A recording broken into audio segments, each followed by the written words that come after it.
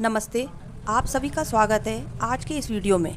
आज हम BA part 2 examination 2024 के लिए हिंदी साहित्य के प्रथम प्रश्न पत्र, जिसका नाम रीतिकालीन काव्य है, उसके महत्वपूर्ण आलोचनात्मक प्रश्नों पर चर्चा करेंगे। अगर आपको वीडियो पसंद आए तो वीडियो को लाइक करें और चैनल को सब्सक्राइब करें, और यदि किसी भी प्रकार की कोई समस्या है तो उसे कमेंट बॉक्स के माध्यम से हमारे साथ साझा करें। धन्यवाद। कि आपको पता ही होगा कि 3 आलोचनात्मक प्रश्न आते हैं। हर प्रश्न 16 अंक का होता है और यह प्रश्न हमारे पाठ्यक्रम में सम्मिलित जो कवि हैं उनसे संबंधित पूछे जाते हैं। कुल 8 प्रकार के कवि हैं: केशव, बिहारी, घनानंद, देव, सेनापति, भूषण, मतीराम, वृंद। इन 8 काव्यों में से जिन कवियों से संबंधित हर वर्ष प्रश्न पूछे जाते हैं, जो महत्वपूर्ण कवि हैं, वह हैं केशव बिहारी, घनानंद और सेनापति। तो आज हम केशव बिहारी, घनानंद और सेनापति से संबंधित जो महत्वपूर्ण प्रश्न हैं उन पर चर्चा करेंगे।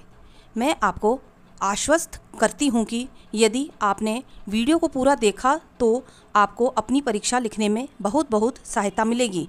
चलिए अब ज़्यादा समय ना गंवाते हुए अपनी वीडियो को शुरू करते हैं। सबसे पहला प्रश्न है, कवि केशव की रामचंद्रिका संवाद योजना की दृष्टि से अप्रतिम है, स्पष्ट कीजिए। अब इस प्रकार के प्रश्नों का उत्तर लिखने का एक तरीका होता है। जैसा कि आप जानते हैं कि यह एक प्रश्न 16 अंक का है, तो आपको 16 अंक जितनी सामग्री भी लिखनी होगी। अब आप यदि उत्तर को पूरे गद्य के रूप में लिखेंगे, अर्थात एक निबंध जिस प्रकार से लिखा जाता है उस प्रकार से लिखेंगे, तो बड़ी गड़बड़ हो जाएगी। इसलिए आपको पॉइंट बना बनाकर लिखना है। शुरुआत में आप जो प्रश्न पूछा गया है उससे संबंधित कुछ चीज़ लिखें और उसके बाद पॉइंट बनाकर लिखें, जिस प्रकार से आपको अपनी स्क्रीन पर दिख रहा है। बिल्कुल उसी तरीके से आप अपनी उत्तर पुस्तिका में भी लिख सकते हैं। चलिए अब इसका उत्तर देखते हैं। महाकवि ने रामचंद्रिका में नाटकीय संवादों का समावेश कर अपनी मौलिक प्रतिभा का परिचय दिया है। इस संबंध में आचार्य रामचंद्र शुक्ल ने लिखा भी है, रामचंद्रिका में केशव को सबसे अधिक सफलता संवादों में मिली है। उसमें प्रारंभ से लेकर अंत तक सजीवता विद्यमान है। इन संवादों के कारण एक और उसमें रोचकता की मात्रा अपने चरम रूप में है, तो दूसरी ओर वे अध्येता के मन को अनुरंजना प्रदान करने में पूर्णतः समर्थ हैं। रामचंद्रिका की संवाद योजना प्रोफेसर सुरेश चंद्र गुप्त ने रामचंद्रिका में मुख्यतः 6 प्रकार के संवाद बतलाए हैं, परंतु व्यापक रूप से देखा जाए तो इसमें 10 प्रकार के संवाद सन्निहित हैं। इन संवादों का वर्गीकरण एवं विवेचन निम्नलिखित रूप में कर सकते हैं। पहला, गद्यात्मक संवाद। इस तरह के संवाद कथा विकास को गति देने वाले होते हैं और विभिन्न घटनाओं को परस्पर संबद्ध करते हैं। रामचंद्रिका में रावण बाणासुर संवाद और रावण मरीच संवाद ऐसे ही हैं।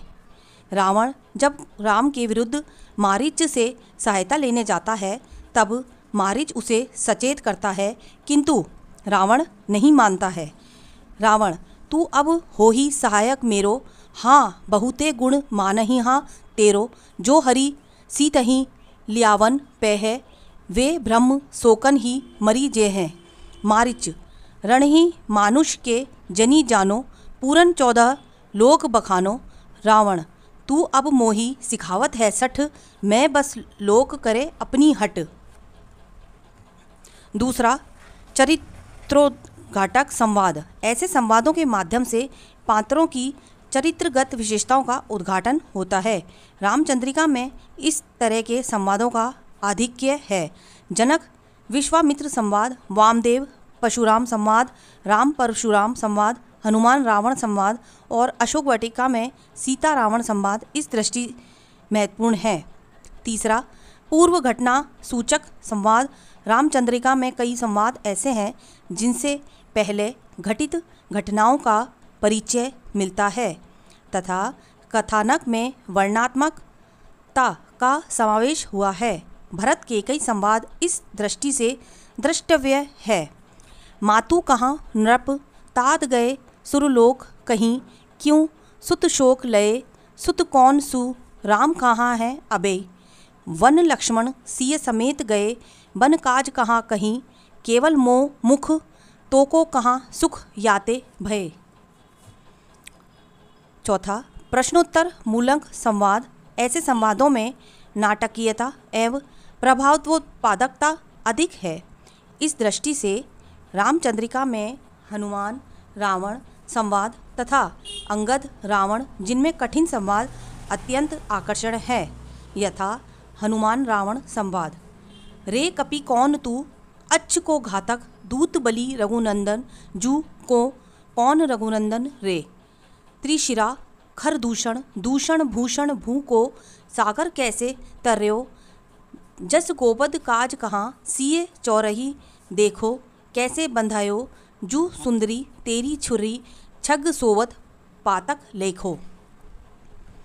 पांचवा, व्यंग्यात्मक संवाद। इस तरह के संवाद अपेक्षाकृत रुचिकर और प्रभावकारी हैं।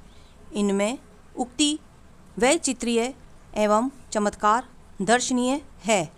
अंगद रावण एवं परशुराम लक्ष्मण संवाद में यह विशेषता दिखाई देती है। इसी प्रकार राम को परशुराम का संवाद इष्टव्य है। यथा राम भृगु कुल कमल दिनेश सुनी, ज्योति सकल संसार, क्यों चले ही इन सिसुन पे डारत हो जस भार। परशुराम राम सुबंधु संभारी, छोड़त हौ सर प्राण हर, देहु हत्यारन डारी, हाथ समेतन बेगी दे।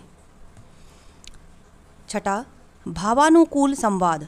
रामचंद्रिका में पात्रों के आंतरिक भावों को सशक्त अभिव्यक्त करने में संवाद सफल रहे हैं। इस दृष्टि से परशुराम राम लक्ष्मण संवाद अत्यंत सुंदर है। शिव धनुष के भंग से परशुराम क्रोधित हो उठे हैं। राम उन्हें शांत करने की चेष्टा करते हैं और उनके शौर्य की प्रशंसा भी करते हैं, परंतु इससे परशुराम शांत होने के बजाय राम के गुरु पर भी कटाक्ष करते हैं। तब राम क्रोधित होकर कहते हैं, भगन भयो हर धनुक साले, तुमको अब साले, वृथा होई विधि, सृष्टि इस आसन ते चालें। सातवां, कूटनीतिक संवाद। अंगद रावण संवाद में कूटनीति का पुट भी है। रावण अंगद की भावनाओं को भड़काकर राम का विरोधी बनाने की चेष्टा करता है, लेकिन अंगद उसकी कूटनीति चाल का कठोर उत्तर देता है। इसको बिगुल न मानिए कही केशव पलु आधु, पानी पावक पवन प्रभु, ज्यों अस साधु त्यों साधु। आठवां, परिचयात्मक संवाद। रामचंद्रिका में ऐसे संवादों की प्रचुरता है। जनक विश्वामित्र संवाद और विप्रवेश में हनुमान राम संवाद में पात्र परस्पर अपना परिचय देते हुए चित्रित किए गए हैं। नवा, नाटकीय संवाद। नाटकीय संवाद में पात्रों के हाव भाव व्यक्त करने की क्षमता होती है। रामचंद्रिका के संवादों में पर्याप्त नाटकीयता है। इस तरह के संवाद की एक झलक रावण दरबार में ही प्रतिहारी द्वारा प्रस्तुत स्तुतिगान में मिल जाती है। यथा पड़ो बिरिंची मौनी बेद जीव, सोर छांडी रे, कुबेर बैर के ही ना यच्छ भीर मांडी रे, दिनेश जाई दूर बैठी नारद दादी संगही, न बाल चंद मंद बुद्धि इंद्र की सभा नहीं। 10वां, आध्यात्मिक संवाद। रामचंद्रिका में कतिपय संवाद इस प्रकार के हैं जिनमें कवि ने आध्यात्मिक तत्वों का विश्लेषण प्रस्तुत किया है। राम वशिष्ठ संवाद इसी कोटि का है, जिसमें राम अपने गुरु वशिष्ठ से मुक्त जीवों की परिभाषा पूछते हैं। तदुपरांत गुरु वशिष्ठ उनकी जिज्ञासा शांत करते हैं। यथा श्री राम जीव बंधे सब अपनी माया, किन्हें कुकर्म मानो बचकाया, जीवन विद प्रबोधन आनो, जीवन मुक्त को मर्म बखानो।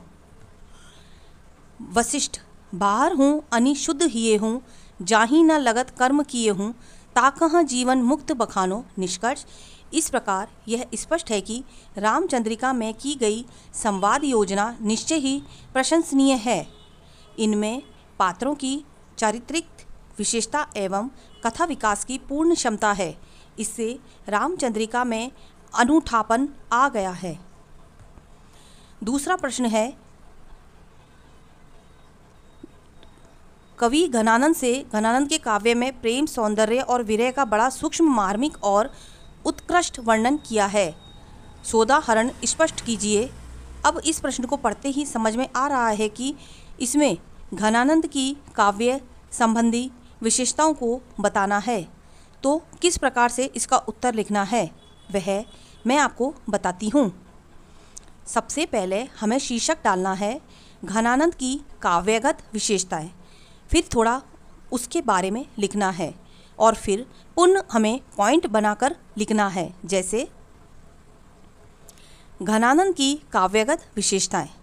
घनानंद ने रीति शास्त्रीय नियमों तथा बंधनों को स्वीकार नहीं किया। वे व्यवहार से प्रेमी तथा कर्म से स्वच्छंद मनोवृत्ति वाले भावुक कवि थे। उनके काव्य की जो प्रमुख विशेषताएं दृष्टिगत होती हैं, उनका निम्न शीर्षकों में विवेचन किया जा रहा है। पहला, प्रेम एवं संयोग। श्रृंगार प्रेमी प्रेमिका का मिलन दो प्रकार का कहा गया है, संयोग सहित और संयोग रहित। पहले को हम संयोग तथा दूसरे को वियोग की संख्या देते हैं। भारतीय काव्य शास्त्रियों ने संयोग श्रृंगार में भोग को प्रधान माना है, जिसमें एक प्रेमी अपनी प्रेमिका का दर्शन, स्पर्श, चुंबन, आलिंगन आदि करता है। रसाचायों के द्वारा बताए हुए इस संयोग का वर्णन प्राय सभी कवियों ने किया है, लेकिन घनानंद ने संयोग का पूर्व राग तथा अभिलाषा रूप में ही वर्णन किया है। इस कारण उसमें वासना की स्थूलता की अपेक्षा भाव, सौंदर्य का माधुर्य है। जैसे वह चतुराई सो चिताई चाहिए की छवि, वह छैल ताई न छिनक बिसरती है। आनंद निदान प्राण प्रीतम सुजान जू की सुधी सब भातिन सो बस बेसुधी करती है। घनानंद के संयोग वर्णन में भावों का अविच्छिन्न उदय हुआ होता है और उनकी हार्दिक अनुभूति होती है, परंतु उसमें कायिक या स्थूल मासल व्यापार का अभाव है। दूसरा, संयोग में वियोग। घनानंद की प्रेम पीड़ा में चाहे वे संयोगात्मक स्थिति की हो, चाहे वियोगात्मक स्थिति की अभिलाषा की प्रधानता है। यह अभिलाषा वियोग की भांति संयोग में भी प्रणय और आंतरिक पीड़ा से व्यथित किए रहती है। इसी कारण उसे संयोग में भी वियोग का आभास निरंतर होता रहता है। यथा यह कैसो संयोग न भूजी पर, जो वियोग न क्यों हो बिछोहत है। तीसरा, रूप सौंदर्य चित्रण। श्रृंगार रस के आलंबन रूप में नायक या नायिका के स्वरूप का वर्णन घनानंद ने भी किया है, लेकिन रूप वर्णन के प्रसंगों में घनानंद का भाव पक्ष इतना सबल और गहन बना रहता है कि वह समग्र काव्य की अभिव्यंजना का एक शोभर पक्ष उभर जाता है। उदाहरण के यह चित्रण देखिए, जिसमें विकसित उद्दाम यौवन के सौंदर्य का भावपूर्ण वर्णन हुआ है। झलके अति सुंदर आनन गौर छके, त्रग राजत काननी छे, हैसी बोलनी में छवि फूलन की बरसा उर ऊपर जाती है। लट लोल कपोल कलोल करे, कलकंठ बनी जल जावली है। अंग अंग तरंग उठे दूती की, परही मनोरूप अवे धरी चुए। इस प्रकार घनानंद का रूप वर्णन मात्र चमत्कार न होकर हृदयगत अनुभूतियों पर आधारित है। चौथा, प्रेम की पीर तथा विरह का वर्णन। घनानंद की कविता में प्रेम की पीर और विरह का वर्णन प्रधान रूप से है। घनानंद ने प्रेम की पीर और विरह की वेदना को एक आस्था के रूप में स्वीकार किया है। इन्होंने स्वयं स्पष्ट किया है कि वियोग की पीड़ा का आभास पाए बिना ना तो कोई कवि बन सकता है और ना कविता लिखी जा सकती है, क्योंकि प्रेम पीर ही गाने रोने प्रेरिका के यथा प्रेम आगी जागे लागे झरघन आनंद को रोड़बो ना आवे पे ना गाई बोड़ रोड़बो। गोपिन की ससक कसक को न आई मन रसिक कहाए कहाँ रस कहूँ ओरई। घनानंद के विरह वर्णन में पूर्व राग प्रवास प्रिय की निष्ठुरता प्रेम पीर को ये झेलने में हृदय मन नेत्र और प्राणों की स्थिति नेही की रहनी उन्माद पत्र व दूत प्रेषण प्रिय ध्यान तथा व्यथित जीवन यापन का विशद एवं अनुभूति में चित्रण हुआ है। उनके ऐसे वर्णनों में उपालंबों की मामरिक अभिव्यक्ति हुई है। 5वां अलौकिक प्रेम और आध्यात्मिक विरह। घनानंद का प्रेम प्रारंभ में सुजान प्रेयसी से लौकिक था, परंतु बाद में सुजान प्रियतम में उन्हें दिव्य अंश की झलक दिखाई देने लगी और उनका लौकिक प्रेम अलौकिक प्रेमा भक्ति में परिवर्तित हो गया। इसी कारण उसकी विरह वेदना में भी कभी कभी सघन आध्यात्मिक अनुभूतियों होत के भी दर्शन होते हैं। इस संबंध में यह उदाहरण द्रष्टव्य है। अंतर में बासी पेय प्रवासी को सो अंतर है। मेरी ना सुनत दैया आप नियो ना कहो। लोचननी तारे हैं सुझावो सब सूझो नाही। भूजी ना परती ऐसे सोचनी सोचनी कहाँ दहाँ। मधुर शिल्प सौष्ठव। घनानंद का काव्य भाव सौष्ठव की दृष्टि से जितना सुकोमल एवं मनोरम है, उतना ही शिल्प सौष्ठव की दृष्टि से मधुर एवं सरस है। घनानंद ने प्रेम की पीर के अनुरूप शब्द योजना का पूरा ध्यान रखा है। ललित्यपूर्ण ब्रज भाषा का प्रयोग करते हुए घनानंद ने व्यंजना एवं लाक्षणिकता का आश्रय लेकर उसे अर्थगर्भित और प्रेषणीय बनाया है। उन्होंने भावाभिव्यक्ति के लिए संश्लिष्ट शब्द विधान किया है, जिससे उनके काव्य में रीति क्रीड़ा से शिथिल अंगों वाली एक नायिका का चित्रात्मक आ गई है। ऐसा चित्र द्रष्टव्य है। सुख संवेदकनी मुख चंद्र बनी विथुरी अलकावली भांतिवली गति ढीली लजीली रसीली लसीली सुजान मनोरथ बेली फली। घनानंद के काव्य में मधुर भावों के अनुरूप नाद सौंदर्य भी विशेषता ध्वनित होता है। इससे कोमल भावों की व्यंजना अधिक सरलता से हुई है। इसके साथ ही उनकी शैली पर प्रेम मार्गी सूफी कवियों का प्रभाव परिलक्षित होता है। यथा पाती मधी छाती छत लिखी ना लिखाए चाहीं। काती ले विरह छाती किन्हे जैसे हाल है। इस प्रकार शिल्प सौष्ठव की दृष्टि से घनानंद का काव्य अतीव माधुर्यपूर्ण और सुकोमल है। निष्कर्ष इस प्रकार स्पष्ट है कि घनानंद स्वच्छंद काव्य धारा की अनुभूतियों से मंडित है। उनके काव्य में शाब्दायिक चमत्कार न होकर अंतस्थल की निर्मल भावधारा प्रवाहित दिखाई देती है। इस कारण घनानंद का काव्य वैष्णवीय अनुपम है। तीसरा प्रश्न है, कवि सेनापति से सेनापति रीतिकाल के एक महत्वपूर्ण कवि हैं, स्पष्ट कीजिए। अब हम इसका उत्तर देखते हैं। उत्तर, सेनापति श्रेष्ठ प्रसिद्ध अलंकारवादी कवि। हिंदी साहित्य में रीतिकाल अपनी श्रृंगारिकता के लिए प्रसिद्ध है। इस काल के कवियों ने श्रृंगार, प्रेम और प्रकृति को प्रधानता व भक्ति और नीति को गौणतः अपने काव्य का विषय बनाया है। सेनापति ने काव्य रचना के लिए रीतिकालीन कवियों की परिपाटी को नहीं अपनाया है, फिर भी उनके काव्य में रीति युगीन प्रवृत्तियाँ स्पष्ट दिखाई देती हैं। काव्य शास्त्रीय दृष्टि से सेनापति को श्लेषा प्रसिद्ध अलंकारवादी कवि माना जा सकता है। ऋतु वर्णन उनका अद्वितीय है। नायिका भेद में सेनापति ने परकीय नायिका के रसीले चित्र प्रस्तुत किए हैं। भक्ति भाव के काव्य में भी सेनापति की आस्था व रुचि थी। यद्यपि वे राम के भक्त थे, किंतु फिर भी उन्होंने श्री कृष्ण व भगवान शिव के प्रति श्रद्धा सुमन अर्पित किए हैं। भक्ति भावना के कारण ही सेनापति ने तीर्थ यात्रा और गंगा खान के प्रति अपनी आस्था प्रदर्शित की है।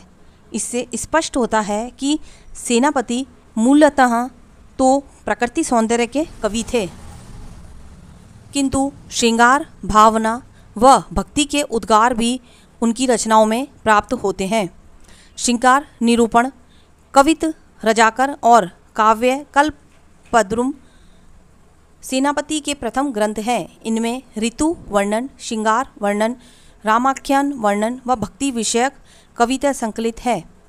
रीतिकालीन काव्य परंपरा से थोड़ा हटकर काव्य रचना करेन पर भी सेनापति ने श्रृंगार का सरस वर्णन किया है। श्रृंगार के अंतर्गत उनके द्वारा किया गया रूप सौंदर्य वर्णन, संयोग वर्णन, विरह वर्णन और नायिका की विविध क्रीडाओं का वर्णन आता है। सेनापति के श्रृंगार निरूपण को समझने के लिए उनके द्वारा किए गए सौंदर्य वर्णन का स्थान सबसे पहले आता है। सौंदर्य वर्णन। सेनापति का सौंदर्य वर्णन सजीव, सरस व स्वाभाविक है। उसमें अन्य रोती काव्यों का सा चमत्कारित वर्णन नहीं किया गया। सेनापति ने नायिकाओं के शरीर अंगों का, उनकी मुख छवि का, तन धुति का और मुस्कुराहट आदि का वर्णन बड़े मनोयोग से किया है। नायिका की आँख, होठ, केश, मुख और अंगुलियों के सौंदर्य के निरूपण में कवि का मन अधिक रमा है। नेत्रों के सौंदर्य का वर्णन करते हुए कवि लिखता है, करत कलोल सुति दौरग अमोल तोल, छुबे द्रक छोर छवि पावत तरीना है, नाहिने समान उपमान और सेनापति छाया कछु धरत चकित मृग छोना है। नेत्रों के अतिरिक्त नायिका के अधरों का सौंदर्य भी अनूठा है। कवि के अनुसार नायिका के अधर सुंदरता व नवोदित पत्तों की अरुणिमा से युक्त है। उनकी अरुणिमा इतनी अधिक है कि दिनकर सारथी ते सेना देखियत राते अधिक अनार की कली है, आरकत है जैसी 5 लिखकर कवि ने उनके सौंदर्य को प्रस्तुत किया है। इतना ही नहीं, नायिका के अरुण रंग के अंधरों ने नंगों की लालिमा को जीत लिया है तथा उनके लाल लाल अंधरों से रसाल के समान रस छलकता रहता है। केसरी निकाई किस लय की रताई लिए, झाई नाही जिन्हीं जिनकी धरत अलकत है, दिनकर सारथी है सेना देखियत राते, अधिक अनार की कली ते आरकत है, लाली की लसनी तहाँ हीरा की हसनी, राजे नैना निरखत हरखत आसकत है, जीते नगलाल हरी लालही ठगत, तेरे लताल लाल अधर रसाल झलकत है। सेनापति ने नायिका के मुख के सौंदर्य का वर्णन भी पूरी सफलता और रसिकता के साथ किया है। अयांकित पंक्तियों देखिए जिनमें नायिका के मुख का वर्णन करते हुए कवि सेनापति ने उसको समूची मुख छवि को ही रसमय और मार्दक बनाकर प्रस्तुत कर दिया है, जो बड़ा आकर्षण बन पड़ा है।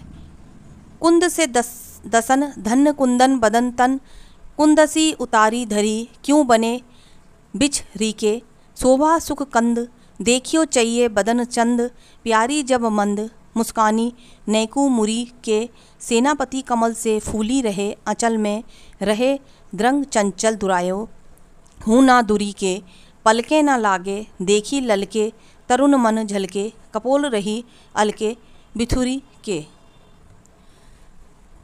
संयोग श्रृंगार वर्णन। सेनापति के काव्य में संयोग श्रृंगार का वर्णन सहज ही प्राप्त होता है, किंतु वह प्राय ऋतु वर्णनों के प्रसंग में ही आया है। नायिका की वयम संगी का वर्णन काम, भूप, सोवत सो जागत है कहकर किया गया है। खंडिता नायिका के वर्णनों में सामान्यतः रोतीकालीन कवियों ने दंत शक्त और नख शक्त का वर्णन भी किया है। सेनापति भी इसके अपवाद नहीं है। सेनापति द्वारा किए गए ऐसे वर्णनों में श्रेष्ठ अलंकार की सहायता से अश्लीलता भी ला दी गई है, किंतु कम हो ऐसा हुआ है। संयोग श्रृंगार के अंतर्गत नायिका के सटकारे और काले बालों के सहारे रति भाव की व्यंजना की गई है। बसंत ऋतु के समय भी संयोग श्रृंगार का वर्णन हुआ है। रति युद्ध में निरत प्रस्वेद युक्त रमणियाँ थकान व जागरण से शिथिल होकर पति का सहारा लेकर पुष्प चयन करती हुई चित्रित की गई है। कवि ने उनके संयोगकालीन संदर्भों को प्रस्तुत करते हुए कहा है, चैत में प्रभात साथ प्यारी अलसात लाल जात मुसुकाऊ फुल बोनत गुलाब के सामान्यतः संयोग वर्णन में कवि सेनापति का मन अधिक नहीं रमा है। उन्होंने विरोधी स्थितियों के अच्छे वर्णन किए हैं। वह वर्णन सेनापति का विरह वर्णन प्रवास हेतुक अधिक है। उनके विरह वर्णन में वीरत्व को विकलता का अयुक्तिपूर्ण वर्णन कम है। भावनाभूति प्रेरय उद्विग्नता का वर्णन करते हुए सेनापति ने लिखा है, प्रेरक चित्र अधिक है विरह जनित। जौ ते प्राण प्यारे परदेश को पधारे तो तय विरह ते भई ऐसी तातीय की गति है करी कर ऊपर कपोलही कमल नैनी सेनापति अनमनी बैठिए रहती कागही उड़ावे काँव काँव करे सगुनौती कोहू बैठी अवधि के वासर गणति है। सेनापति अपने विरह निरूपण में ऋतु वर्णन का असर का सहारा अधिक लिया है। उनके शिव वर्णन में संचारियों का आधिक्य और विड़तक से पुष्ट विषाद की शांति कराकर हर्ष की सुंदरता व्यंजना में भी सेनापति को कमाल हासिल है। कौन विरमाए कित धाय अजहू न आए कैसे साधी पार्क प्यारे मदन गोपाल की जैसी पंक्तियों में विरह की व्यथा का सजीव अंकन हुआ है। इस प्रकार सेनापति के ऋतु वर्णन में ऋतुगत सौंदर्य भी वीरहिणी की विरह ज्वाला को अधिकाधिक उद्दीत करता हुआ दिखाई देता है। वियोग जनित पीड़ा का वर्णन प्राय वसंत और पावस के सहारे अधिक हुआ है। बसंत ऋतु में पलाश पुष्प वीरणी को आधे सुलगे और आधे अनसुलगे कोयले के समान प्रतीत होते हैं। वर्षा काल में विरह की वेदना को और भी अधिक कष्टदायी प्रतीत होती है। वर्षागम पर विरहिणियों के मानस का सनाताप और अधिक बढ़ गया है। साथ ही प्रियतम की स्मृति अपार कष्टदायी प्रतीत होती है। उदाहरणतः दूरी जदुराई सेनापति सुखदाई देखो आई ऋतु पाउस ना पाई प्रेम पंक्तियाँ। धीर जलधर की सुनत धुनी धार की है दर की सुहागिन की छोर भरी छतिया आई सुधी बार की हिये में अग्नि खरको तू मेरी प्राण प्यारी है प्रीतम की बतिया बीती औधी आवन की लाल मन भावन की डग भई बावन की सावन की रतिया। स्पष्ट है कि सेनापति के काव्य में श्रृंगार का वर्णन पर्याप्त गहराई से हुआ है। वह संयोग की अपेक्षा वियोग प्रधान श्रृंगार है। रूप सौंदर्य की अद्भुत और आकर्षण छवियाँ भी सेनापति के काव्य में देखने को मिलती हैं। भक्ति निरूपण श्रृंगार के साथ साथ भक्ति भावों का निरूपण भी सेनापति के काव्य में मिलता है। रामायण वर्णन में किंचित भक्ति किंचित स्तुतिगान और कुछेक संदर्भों में राम के भक्तिशील और सौंदर्य का वर्णन किया गया है। सेनापति राम के उपासक थे। उन्होंने राम को भक्ति में डुबोकर कुछ पदों की रचना की है। यों भी सेनापति ने राम कथा के कतिपय प्रसंगों का वर्णन किया है और ऐसा करने का कारण भी बता दिया है कि राम नाम के स्मरण से वाणी और मन पावन हो जाते हैं। राम वंदना का यह अंश देखिए। च्यमंद मुस्कान कोटि छंदता अमंद राजे दो पति दिनेश कोटि हूँ है अधिकान्य कोटि पंचवान हूँ मैं, हूँ ते महाबलवान, कोटि कामधेनु हूँ त महादानी जग जानिए, ठोर शुंठी वर्णन ऐतो सेनापति, और सीतापति याहू में ते अधिक गुण खानिए। ऐसी अति उकति जुगति मोह बतावी जासी, राजा राम तीनी लोक नाइक बखानियो, धाता जाही गावे कछु मरम ना पावे ताही।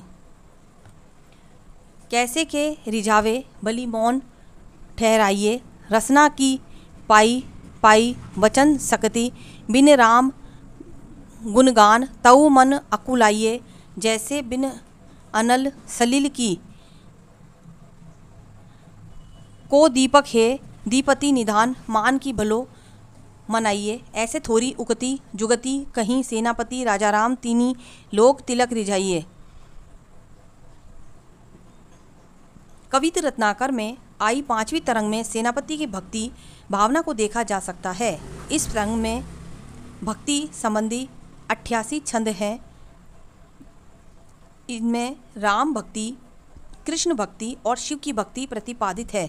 सामान्यतः सेनापति भक्त नहीं थे, किंतु जहाँ भी थोड़ी बहुत भक्ति भावना का चिवण हुआ है, वहाँ पर कवि की दीनता, विनम्रता और भक्ति भावना की पूरी तरह देखी जा सकती है। निष्कर्ष संक्षेप में कहा जा सकता है कि प्रकृति के अद्भुत चित्रकार, त्रैऋतु वर्णन के विशेषज्ञ सेनापति का काव्य मूलतः श्रृंगार रस का काव्य है। उसमें श्रृंगार रस के संयोग वियोग दोनों पक्षों के साथ साथ नायिकाओं के सौंदर्य का आकर्षक, सरस, सजीव और मधुर वर्णन हुआ है।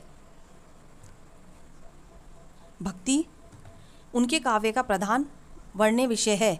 फिर भी क्योंकि वह मिलती है, अतः यही कह सकते हैं कि सेनापति के काव्य में श्रृंगार और भक्ति का अद्भुत समन्वय देखने को मिलता है।